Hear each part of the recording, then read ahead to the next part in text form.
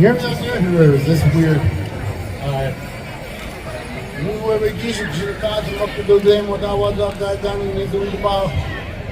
Can't hear? They can't? There it is. Got that special side on there. But I introduced myself in a way with Gizik, the tornado. I was invited here along with everyone here too. I was looking for Sammy Taylor. I wanted to recognize her. She's working in HR. But she helped put this thing. She helped put this thing together. And but we are. The message I want. First of all, I want to thank the Mayo Clinic. Anybody from the Mayo Clinic, raise your hand. Anybody out there? Anybody left? Well, I guess we're it then. The ones that are meant to be here. So, I don't know how long I got. About alright, hold it, man. You guys are gonna get tired of sitting down. Here she is, the lovely Taylor. Bonjour and Dinawa de Manidu. We just want to say Chimagwich. Many thanks. So what I said there, bonjour, hello, all of my relatives, all of our relatives. Thank you. We pulled this off. I thought I was going to wake up this morning and have everybody tell me, what are you talking about? But the rain came, all of the head POA staff. There's so many names, I'm sorry I can't name them all. Michelle Reed, John Teller, Ronnie, Preston, everybody, all our drum groups, Chimagwich, you came for a long distance and you put your trust in our committee to make sure everything got done properly, respectfully. Thank you to all the vets, everybody that just said yes immediately. They didn't question the short time, and this is what community means to us. So please know that where you go, please always remember your community, build your community, support your community. This is what our communities look like when they come together. So please, thank you so much to all that brave the weather, the long travels, all the elders, please, thank you. Uncle Chimagwich, I really appreciate Dad Chimagwich, thank you so much. You lead in a way that really makes me wanna, step up for our communities. And to my mom, Kate Taylor Chimagwich, proud, strong, Ikwe. She's taught me everything I know, and I strive every day to know that I look up to her and I can show her how proud I am, that she has taught me so much. But she has taught me a lot about how I can heal myself and use that to heal others. And this powwow is one way to do that. So I hope everyone's having a good time, staying cool. Hope your bellies are full, getting hydrated. Again, Chimagwich and Bae cousin Chimagwich for doing this today. Thank you so much, and please enjoy his beautiful words. Well, there it is, all right there. Chimagwich, all relatives, and all over any country here today. I was invited to speak. My government name is Gary Porter Jr. But my poet name is Bay, like Green Bay. And my sister gave me that name when I was little. She didn't want to say boy. So Bay ever since.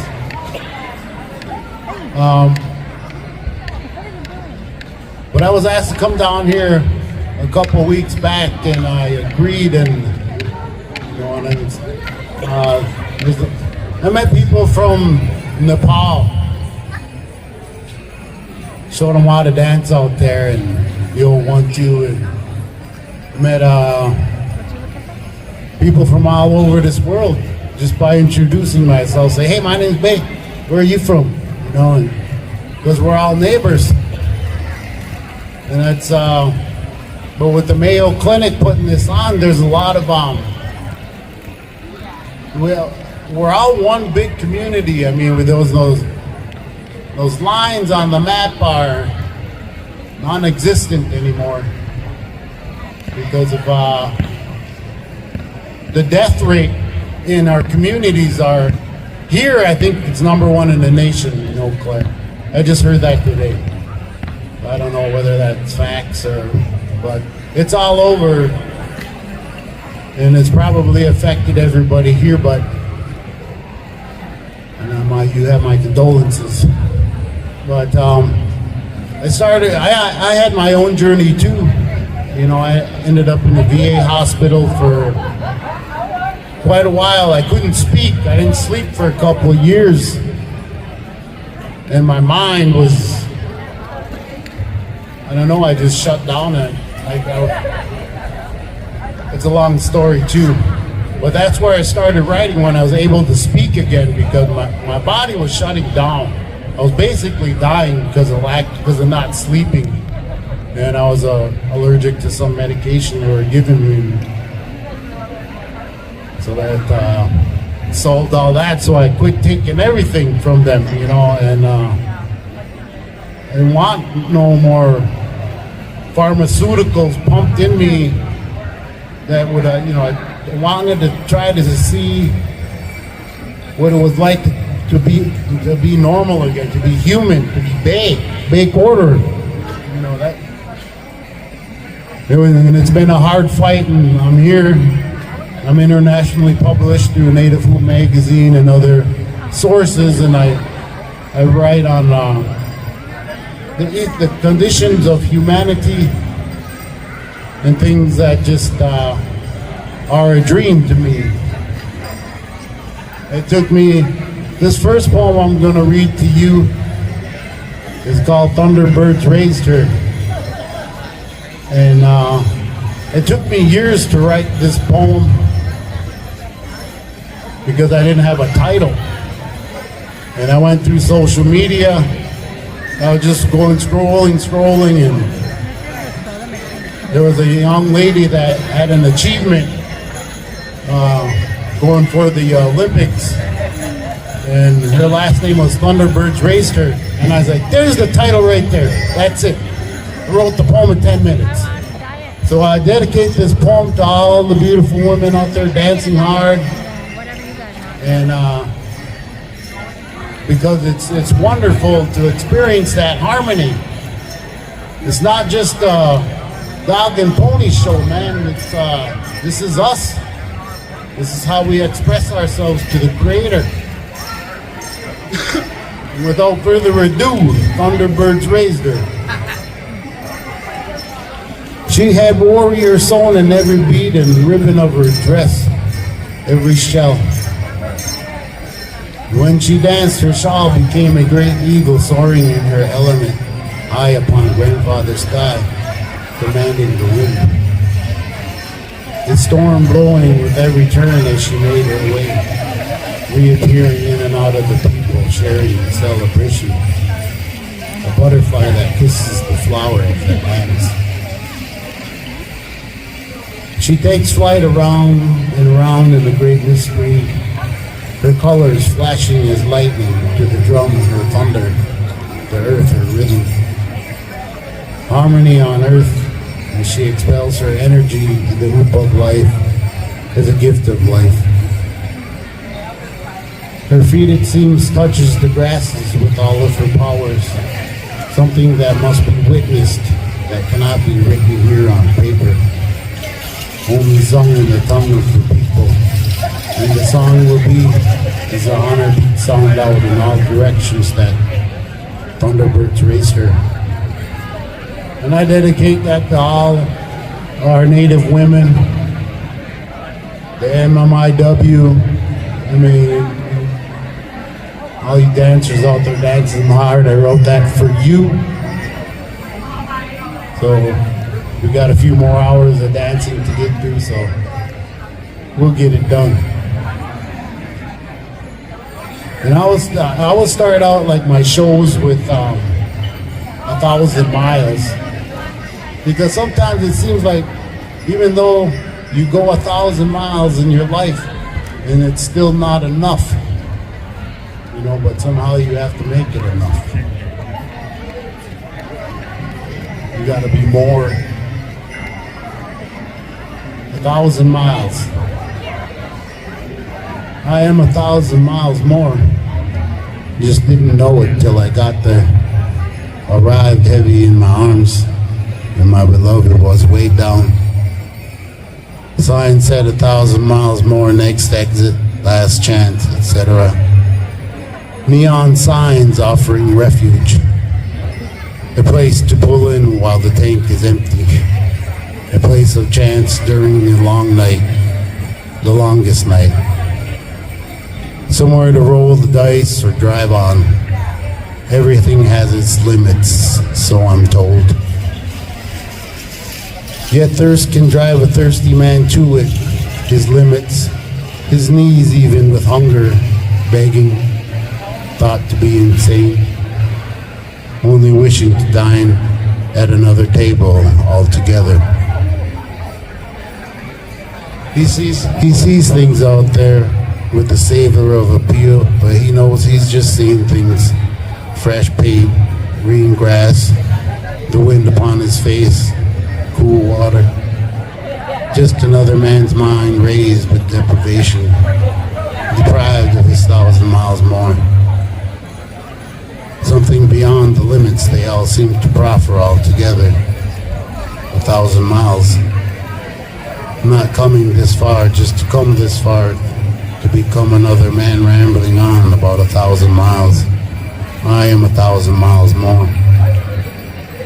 And that's about becoming what you can't, what you think you can't. You gotta keep pushing and celebrate life, because at every turn in life, there's something that that pits itself against you and your happiness. But you gotta keep going. And I wrote this one for, they were having, I started doing a little research on boarding school issues. There's a lot, there might be some elders out there that remember this sort of thing.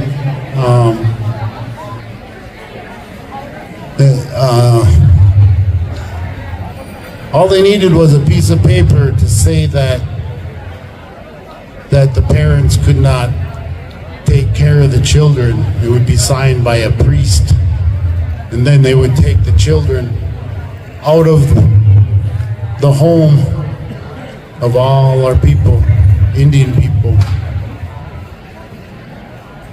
Carlisle, I think, was the first, and then Pennsylvania, then Canada adopted the same principle. Kill the Indian and save the man was the premise of their thinking. And they unleashed all of the monsters that they did not want in their Christianity society and shoved them to our reserves or other places where they would ship them by train like cattle. Absolutely just steal them and deny them of their essence of what they truly are, and that's Anishinaabe, Lakota, Dakota, Nakota, Navajo. I mean, they were stripped and pasteurized and homogenized but I wrote this in the third person.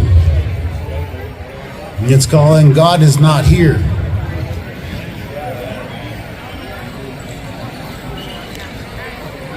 And And God is not here, deep down here in the mud that has become my grave, where so many beautiful dreams lie, as if waiting to be answered for in a row. Left under the stars that weep for me, my only comfort within the vastness of night. For it is colder here as it was in life, and the devil no longer plays here. And I am far from their reach and the clutches of madness, yet so far from home. Where I am left has many names spoken in hushed tones and long corridors, as if silence would be the final handful of dirt and insult over my memory and the struggle of the indifference of the world. But I can see those flames tremble now against the backdrop of fear and awakening, now that the fire is lit to guide my way. For we are many, waiting to be answered for in row. Victims, all. And these, and our ancestors that graduated, they were survivors. They were not only graduates, they were survivors of that tragedy.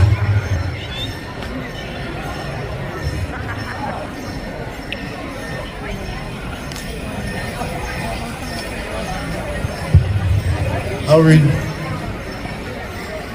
couple more and then let you get on. But this one I wrote a long time ago, and it's called The Dance.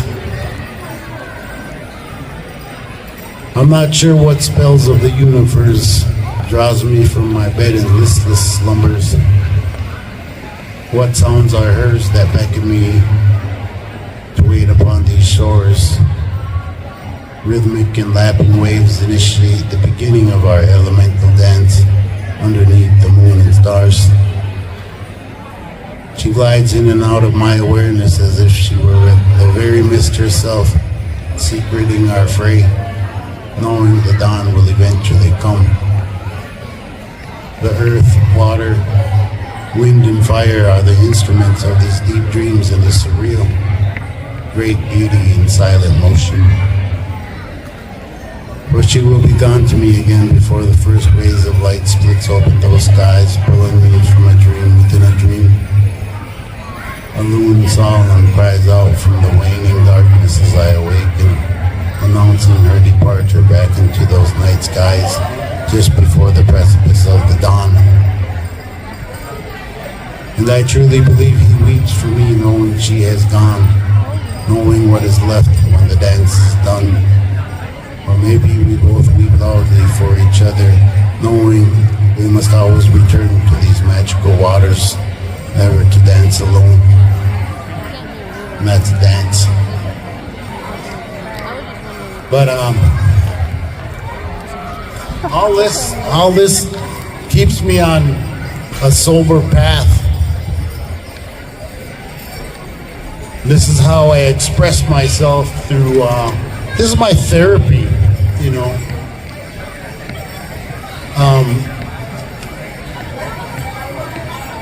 And there's nothing better than what works for you. And that's the message, you know, that I'm trying to bring here by speaking here, and thank you for listening.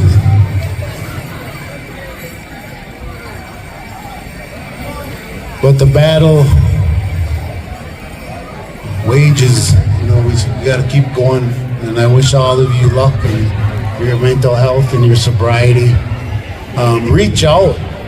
I mean, because the system is faulty, but if it works for you, it works for you. But this, like I said, this is my therapy. All these poems I could read. I could sit here for an hour, a couple hours, and just.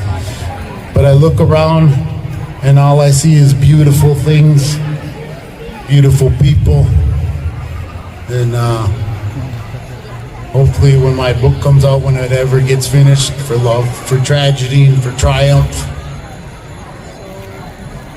you might you might run across it someday. We quit.